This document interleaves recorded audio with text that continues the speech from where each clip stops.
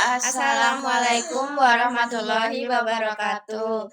Perkenalkan, nama saya Angganira Rastri, nomor absen 3. Saya Frida Mutiara Ade Putri, absen 13 dari kelas 9D.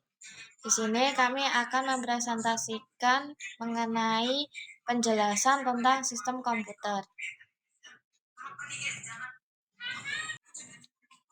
Berikut daftar isi dari presentasi kami, yaitu 1. Pengertian dan contoh hardware, 2. Pengertian dan contoh software, 3. Pengertian dan contoh brainware, yang keempat manfaat hardware, software, dan brainware. Tujuan pembelajaran ini yaitu untuk memudahkan kita agar dapat menjalankan komputer dengan maksimal. Yang pertama, pengertian singkat mengenai sistem komputer. Sistem komputer adalah sebuah sistem yang terdiri dari 3 komponen utama yang bekerja secara bersama-sama untuk mengolah, menyimpan, dan menampilkan data.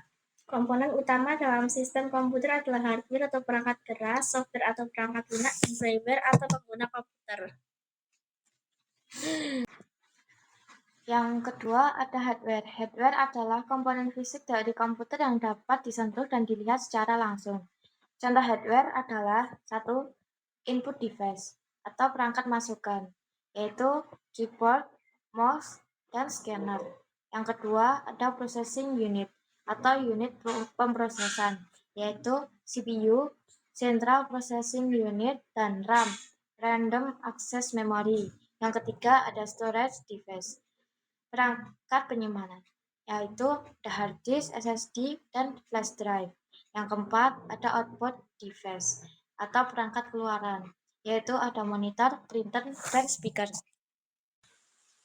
Yang ketiga ada software. Software adalah sebuah program yang memungkinkan perangkat keras untuk menjalankan tugas tertentu.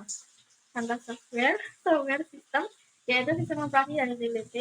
2. Software aplikasi, yaitu software pengolah kata, word processor, software spreadsheet, software desain grafis, software pemrograman, dan perangkat lunak multimedia.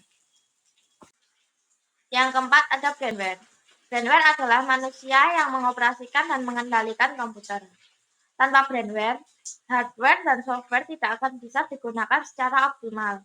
Contoh brainware adalah yang pertama, end user atau pengguna biasa. Orang yang menggunakan komputer untuk kebutuhan pribadi atau pekerjaan. Yang kedua, ada administrator, yaitu orang yang bertanggung jawab dalam mengelola sistem komputer dalam suatu organisasi. Yang ketiga, ada programmer, yaitu orang yang membuat dan mengembangkan software. Yang kelima ada manfaat hardware. Hardware memiliki peran penting dalam menjalankan berbagai tugas komputasi. Berikut beberapa manfaatnya. 1. Memproses data. CPU sebagai otak komputer mengolah data sesuai instruksi yang diberikan. 2. Menyimpan informasi. Hard disk, SSD, dan flash drive menyimpan data penting agar dapat diakses kembali. 3. Meningkatkan interaksi dengan pengguna. Perangkat input, keyboard, mouse membantu pengguna dalam berinteraksi dengan komputer. 3. Menampilkan hasil pemrosesan, monitor, dan printer membantu dalam menyajikan hasil kerja komputer kepada pengguna. Yang keenam, ada manfaat software. Software berfungsi sebagai penghubung antara hardware dan pengguna agar sistem komputer bisa beroperasi. Manfaatnya meliputi 1. Mengontrol dan mengelola hardware. Sistem operasi seperti Windows dan Mac OS memungkinkan hardware bekerja secara optimal. Yang kedua, mempermudah pekerjaan. Software aplikasi seperti Microsoft Office membantu dalam pengolahan dokumen dan data. Yang ketiga, meningkatkan keamanan data.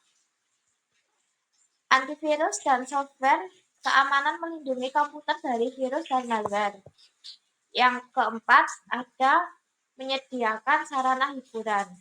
Software game, pemutar musik, dan aplikasi multimedia memberikan hiburan kepada pengguna.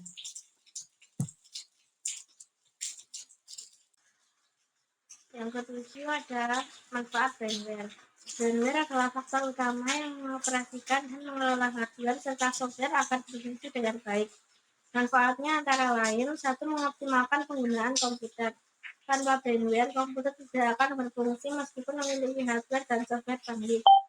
2. Menciptakan dan mengembangkan teknologi. Programmer dan developer menciptakan software baru untuk mempermudah berbagai pekerjaan. 3. Memelihara dan memperbaiki sistem komputer. Administrator dan teknisi memastikan komputer bekerja dengan baik dan bebas dari masalah teknis. 4. Menggunakan komputer untuk berbagai kebutuhan. Dari pekerjaan kantor, pendidikan, hiburan, hingga penelitian, brainware menentukan bagaimana komputer digunakan secara efektif. Sekian presentasi dari kami. Terima kasih. Wassalamualaikum warahmatullahi wabarakatuh.